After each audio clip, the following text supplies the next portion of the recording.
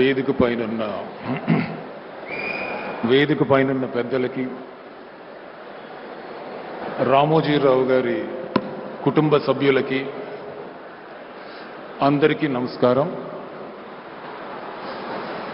రామోజీరావు గారు మా నాన్నగారికి బాగా ఆప్తులండి. ఆ క్రమంలో వాళ్ళు తరచూ కలుస్తుండేవాళ్ళు. ఆ క్రమంలో నాకు చిన్నప్పటి నుంచి పెద్ద ఆయనతో పరిచయం, రామోజీరావు గారితో పరిచయం. ఎందుకో ఒక 6 నెలల ముందు, ప్రాబబ్లీ ఐ థింక్ 6 నెలల నుంచి 9 నెలల ముందు నాకు ఒకసారి అనిపించింది రామోజీరావు గారిని కలవాలని, ఆయనతో ఒకసారి మాట్లాడాలా అని. అప్పుడు ఈటీవీ హెడ్ మా బాపినీడి చౌదరి గారితో కలిసి, సార్ రామోజీరావు గారితో ఒకసారి కలవాలని ఉంది సార్, కానీ 5 నిమిషాలు 10 నిమిషాలు కాదు, ఒక 3-4 గంటలు మాట్లాడాలని మనస్ఫూర్తిగా తృప్తిగా ఒక 3-4 అవర్స్ మాట్లాడాలని అనుకుంటున్నాను సార్. అర్జెంట్ ఏం లేదు సార్, ఆయనకి ఎప్పుడు కుదిరితే అప్పుడు చెప్పండి సార్ అంటే ఒక 2 వారాల తర్వాత నాకు ఫోన్ వచ్చింది, రమ్మన్నారు. నేను వెళ్ళేటప్పుడు మా పాపను కూడా వెంటబెట్టి తీసుకొని వెళ్ళాను. I took my daughter along. తీసుకొని వెళ్ళి పెద్ద ఆయన దగ్గరికి, రామోజీరావు గారి దగ్గరికి తీసుకొని వెళ్ళి పరిచయం చేశాను. సార్ మై డాటర్, మా పాపకి, నా కూతురికి మీ బ్లెస్సింగ్స్ కావాలి సార్ అని అన్నాను. Such a man with such big stature.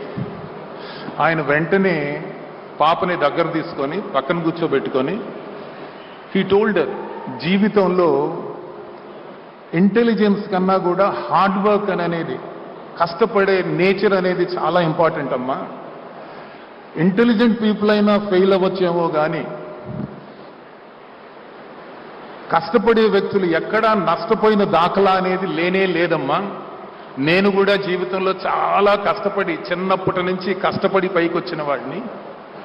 అందుకని ఆ కష్టాన్ని ఇష్టంగా చెయ్యి, అంతేగాని ఇబ్బందికరంగా ఫీల్ అవ్వద్దు.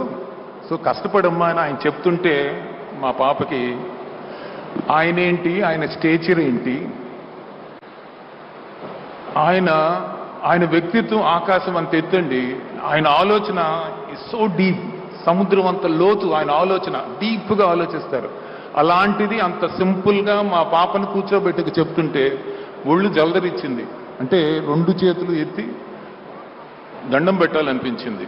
అ గ్రేట్ పర్సన్ అండి ఆయన, అ విజనరీ, అ హ్యూమానిటేరియన్.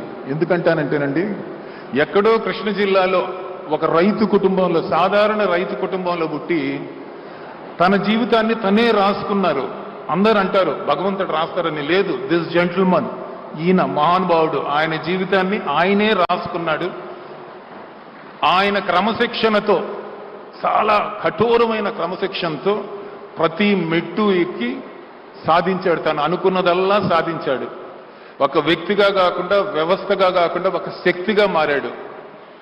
అండ్ ఆయన మానవతావాది. ఎందుకంటానంటే ఆయన కింద, ఆయన ఆర్గనైజేషన్లో, ఆయన నీడలో, ఆయన అండతో మోర్ దెన్ ప్రత్యక్షంగా కానీ పరోక్షంగా కానీ 40,000 కుటుంబాలు బతుకుతున్నాయండి.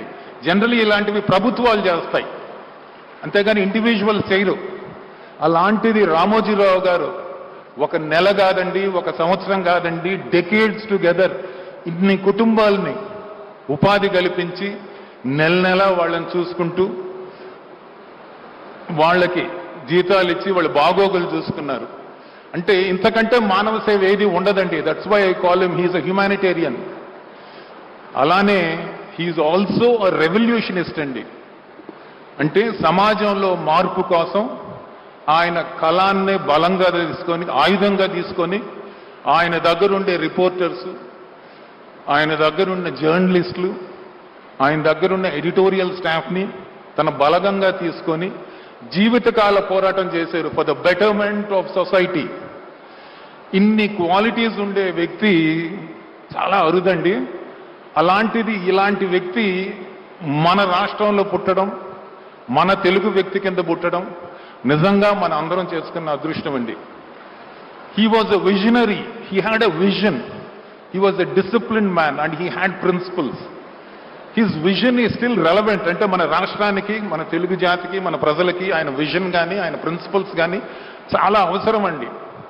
And I believe that they are relevant and I am sure his legacy, Ramoji Rao Garu legacy, ఆయన family members, the next generation, whether it is Kiran గారు, వెదర్ ఇట్ ఈస్ శైలజ గారు ఆర్ విజయేశ్వరి గారు, ఆ తర్వాత వాళ్ళ next generation, all the kids, I'm sure they are all going to take it forward the way he always wanted it.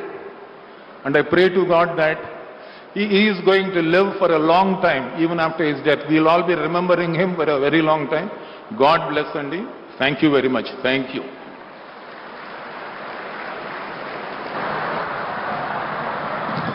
Thank you very much, Shyam Prasad Reddy garu. Duty, devotion and discipline, manishiki